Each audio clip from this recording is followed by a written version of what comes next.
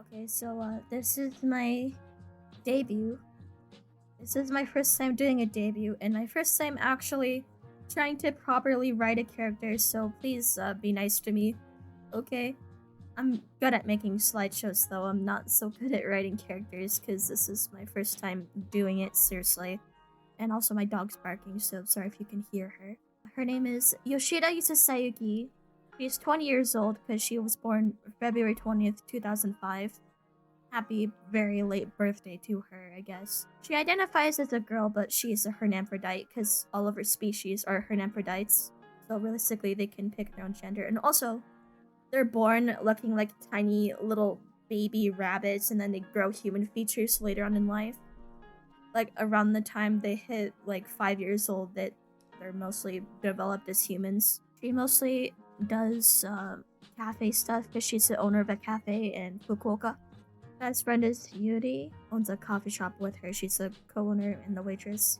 Yoshida has a unique condition that causes her body to slowly rot from the inside out, which is why her ears look like that. Sometimes I could develop ears like that naturally, but they're usually not that color. The hobbies she does outside of her cafe owner stuff is art and video production. She loves making videos a lot. And she also learns languages. She owns Baby Bunny as a pet because one of the few positives of her condition is it makes her really resistant to radiation. So she keeps Baby Bunny as a pet and takes care of her and makes sure she doesn't, kill people like she did in the past. Yoshida was born in Hokkaido, Japan, and she can speak Japanese, English, Mandarin, Korean, and Cantonese. So she's a polyglot. Yoshida likes anything pink, black, or white, coquette, soft colors, simple shapes like, primitive 3D shapes mostly. Nature, gardening as well. She really, really, really, really, really, really loves gardening. She makes milkshakes as well. Sorry, I have dyslexia. It's a little hard for me to read. She also really loves gardening, making milkshakes, and friends. She also likes solitude, ironically.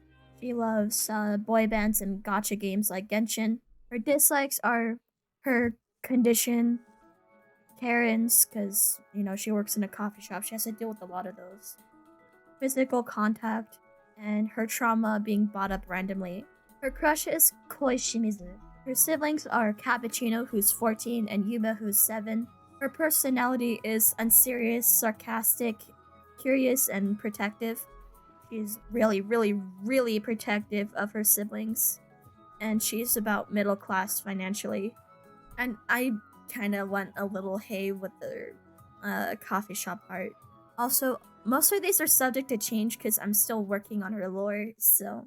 Yoshida's coffee shop is called the Pink Girls Cafe, which is a popular cafe amongst teenage girls in Fukuoka. The uniforms for the coffee shop are extremely stylish.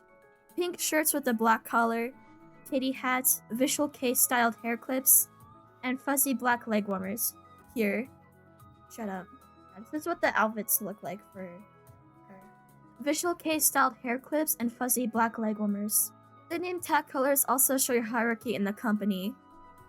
So, like, black means you're super higher up, gray means you're one of the top people in the cafe with, like, drinks and waitressing, and white means you're new, pink means you're training.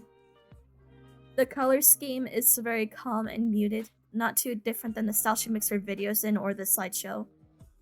Yoshida was originally gonna buy a building in Tokyo when she was 16 years old so she gets more tourist attractions, but it was too expensive. She usually sells little preppy trinkets and dolls in her coffee shop, kind of like these little sparkly Hello Kitties right here. In her coffee shop, adorned by primitive shapes, plants, lace, rhinestones, and baby bunny-like creatures. Most people think baby bunnies are pseudoscience, but they are indeed real. At least in this universe, they're real. As proven by about 100 scientists studying Chuyi, which is the name of baby bunny's home planet. She mostly makes the milkshakes and sweet treats, as well as to manage the bills and hiring for help. She has to have other people make the hot drinks because her body is too fragile to chance being burned by the espresso machine, which is kinda depressing. Her coffee shop, despite being calm and soothing on the eyes, has silly and girly catchphrases everywhere, even on the signs and on the menu. Only baby girls allowed. Yoshida herself confirmed that men are allowed in the cafe and that this is only a joke. Her cafe also has dim lighting due to her extreme sensitivity to light and to keep her calm. Her coffee shop has private stalls with soundproofing for people who want to enjoy their drinks and snacks in private. It also comes with a speaker to play whatever you want, within reason of course, although it costs an additional 2,000 yen to get one of these because of the luxury. She has made bank off of these things. She has a website so people can order what they want easier without having to look at the menu that confuses them. Yoshida has a TV screen that shows all the ingredients the customer wants in their drink so she can make it exactly right because she tends to forget things like that. The employees also all have aliases and are allowed to cover their faces. Baby Bunny is the mascot. See, she's right here. Baby Bunny is not allowed in the cafe for obvious reasons. She will kill people. Her coffee shop also has weekly baby girl night on 9 p.m. on Fridays. Look at the flavor pad for more flavors and options. So for drinks, you can get the Bunny Bubble Drink, Rotten Angel Iced Coffee, Guilt-Free Goth Tea, Frappuccino. She named it that to make fun of her sister. Lightheartedly, of course. Girly Pop and Love Juice. The desserts you could get are Sad Girl Shortcakes, Diabetes Speedrun Cake, Baby Girl Cookies, Coffin Macarons, Edible Digestible Cupcakes. You should look closely at the capitalization here, and bunny buns. Appetizers are Baby Girl Toast, Coquette Croissants/Bagels, Delulu Dumplings, Melancholy Mac and Cheese, and Hopeless Romantic Onigiri, as well as Jealousy Ramen. The milkshakes you can get are Normie Shake, Lactose Ligma Shake, Skinny Legend Shake, Alcoholic Angel Shake for adults only, Pick Me Up Shake that has coffee in it or like some form of caffeine, and the Breakup Bastard Shake, which has an ungodly amount of sugar in it and maybe some illegal substances. And here are all the flavors you can get, which I don't feel like reading because the sizes you can get are Baby Girl, which is 200 milliliters, Princess is 250 milliliters, Skinny Legend is 350 milliliters, Normie is 475 milliliters, Extra is 600 milliliters, and Big Back is 750 milliliters, or if you are very extra, a fat ass, and a menace to society, you can get 900 milliliters. Trigger warning right here for illness and for, reasons, her lore. I will not make as much jokes here. I don't know why I put that there, it's a little out of place, but oh well. Yoshida was born prematurely and severely ill with a condition that gradually makes her body rot from the inside out. She was also born under half a pound. Most people her species are usually born at like 2 pounds. She spent years in hospitals with doctors across Japan for treatment, costing her family a lot of money, which led to hidden resentment. She is distant from her mother, unsure of their connection, protective of her siblings, and wanting to shield them from harm because of some stuff that happened to her. She survived a traumatic childhood, with her father being her worst abuser, which, wondering what he did. Yeah, I don't know how to say this without YouTube taking down this video, but she's a victim of really severe human trafficking. That kind of human trafficking. Yeah, he uses position of power to put her in a very vulnerable position, so at 14 years old, she took an extreme action to protect her sister and father and kept the truth hidden. Most people in her family just think the father went missing or left them. They don't know that he's, dead. She struggles with physical touch due to past experiences, so she only allows certain people to touch her that she trusts and on her terms. She tries to stay playful and lighthearted, trying to live her life as happy as she can, but struggles a lot due to being young with extreme trauma. She's gone in and out of mental hospitals due to suicidal tendencies and emotional instability, because she also killed several other people. By accident, usually. She's blind due to the lack of pupils, perceiving colors differently than others as well. Her condition causes her body to rot and her organs to fail, leads to intense emotional episodes where she can be a danger to herself and others. Despite everything, she refuses to let her past define her and learned how to control herself, for the most part, at least. Yeah, this is a very bastardized version of her lore, but I'll expand more on it later.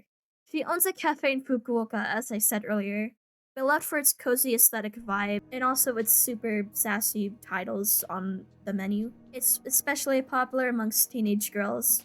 She partnered her cafe with a charity that helps victims of human trafficking to give back and raise awareness. She expresses herself creatively through art, content creation, and lighthearted moments with her best friend Yuri. She is currently mastering 5 languages so she can attract tourists from other Asian countries and United States. Yoshida wants to visit a lot of countries, America being at the top of the list, and she's constantly trying to get Koi to notice her. Which I'm still trying to work on designing him, but here's what he's supposed to look like in his adult form. This is the form he usually takes though. So what you'll see with my content is commentary/rant videos for 90% of my content. Reviews on stuff like the AI chatbot video and the cosplay video, which I don't know if I'll ever make another one of those again, but I know I was thinking of making a video and reviewing Sprunky stuff, but that's a little off topic. I'm also working on Baby Bunny Torture Camp and another rabbit hole documentary, which if you haven't seen my Silvertree Media documentary, go watch it. But yeah, that's basically what I call my documentaries. I call them rabbit hole documentaries because hardy har, I'm a rabbit, whatever. Game playthroughs like my Wacky Warper video. Shit posts like my Robocard Pulley from Ohio video or me voicing Honkai Star Rail characters. Speed pains, though I realistically only made one of those. These are extremely subject to change, but I think the commentary/rant videos are staying, especially after how well the Ulpu video did, which thanks by the way. And I also try streaming 3 times a week. I haven't been streaming lately because I was taking a break, but yeah, that's it. Thank you for watching. Bye bye. Thank you for watching the video. You are so baby girl. Did you know Bonnie Rose goes live 3 times a week? She goes live every Monday, Wednesday, and Friday on YouTube. Join the Discord. Please like and subscribe if you enjoyed the video. If you don't, I will eat your phone and spawn 69 spiders in your bed tonight.